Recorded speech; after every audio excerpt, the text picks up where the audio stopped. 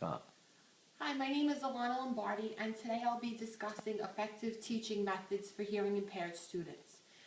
First, we're going to talk about hearing loss. There are two types, conductive and sensorineural hearing loss.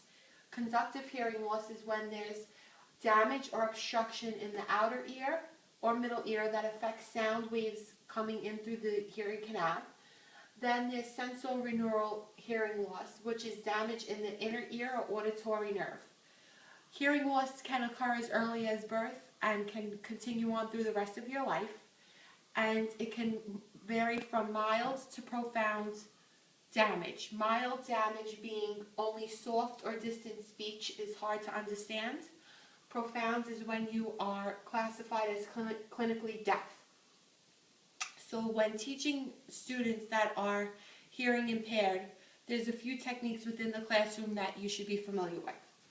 The importance of visual stimulation is using more than one sense for the impairment of the hearing sense. We can do this through visual images, ones that also incorporate touch and movement.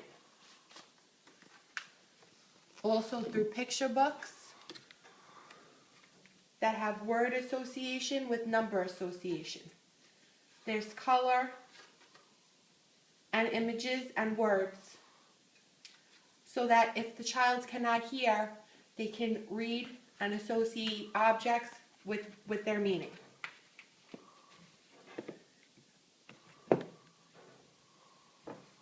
Also, there are larger items such as this where there are visual representation of images and association of color. When you're a teacher, you want to make sure that you write announcements, the vocabulary, assignments, and all expectations of the students on the chalkboard or whiteboard that you'll be using within your class. Where it's possible, you would also like to include online communication.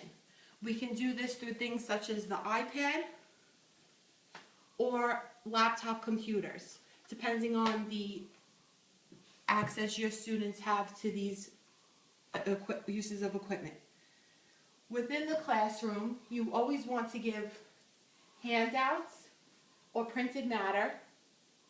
You want to give your material in advance, and you want to use cue cards or vocab index cards when teaching phonetic instruction.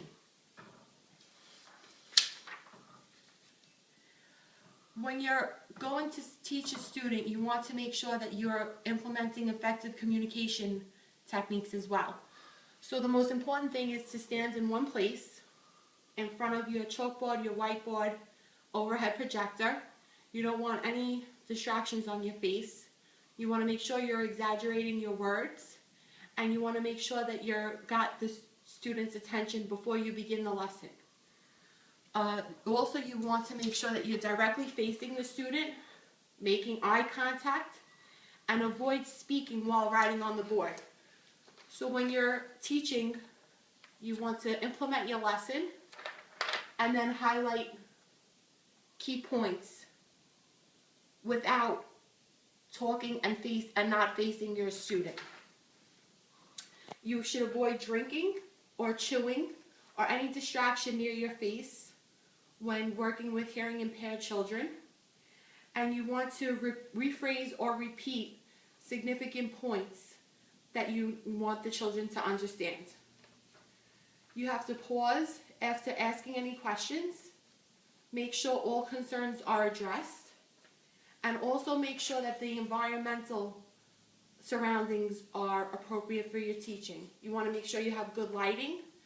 If students that are hearing impaired need to sit in the front row, you need to arrange your classroom accordingly and have them sit closer to the board or whatever you're going to be using for demonstration.